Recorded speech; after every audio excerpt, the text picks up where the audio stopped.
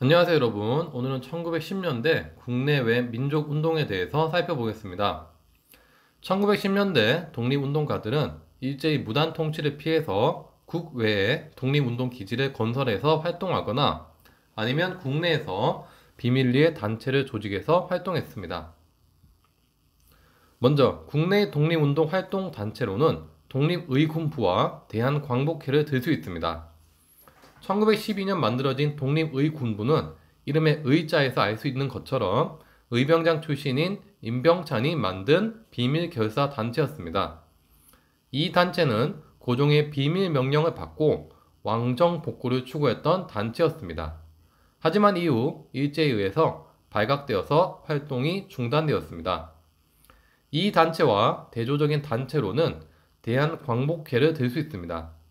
대한광복회는 박상진 등이 중심이 된 비밀 결사 단체로서 군대식 조직을 갖추고 군자금을 모집하고 친일 부호를 처단하는 데 힘을 기울였습니다. 하지만 역시 일제의 탄압으로 박상진이 체포되면서 활동은 움츠러들었습니다. 이렇게 국내의 독립운동 단체를 살펴봤다면 이번에는 국외 독립운동 단체를 살펴보겠습니다. 당시 만주와 연해주에서는 다양한 곳에서 독립운동 기지 건설이 진행되었는데요. 아무래도 이곳들은 국내와 가깝다 보니까 만주와 연해주에서 실력을 키운 뒤에 일제에 맞서 싸우겠다는 생각이 강했던 것 같습니다.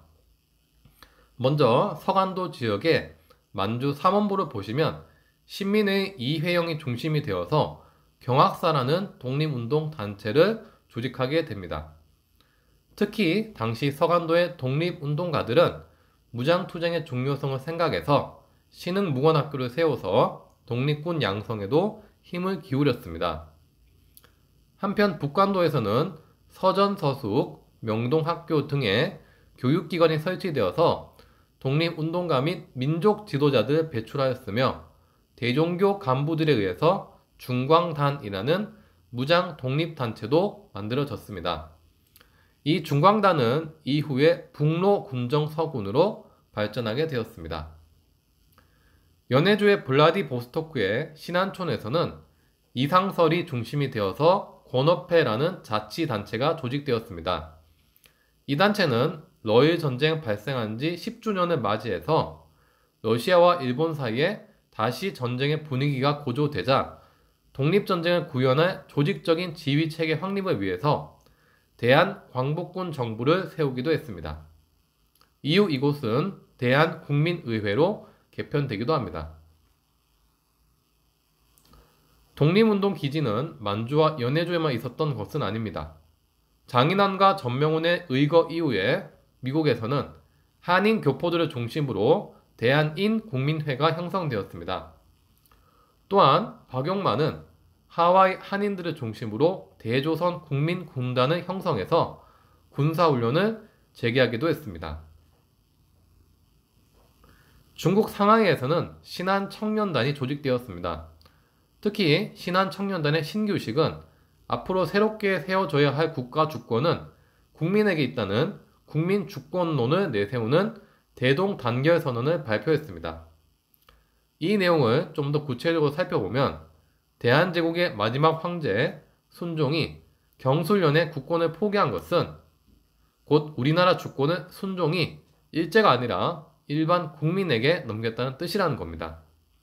이에 신규식은 새로운 국가는 군주정이 아닌 공화정이 되어야 한다고 주장했고, 이러한 정신은 3.1운동 이후에 설립된 대한민국 임시정부에도 계승이 되었습니다.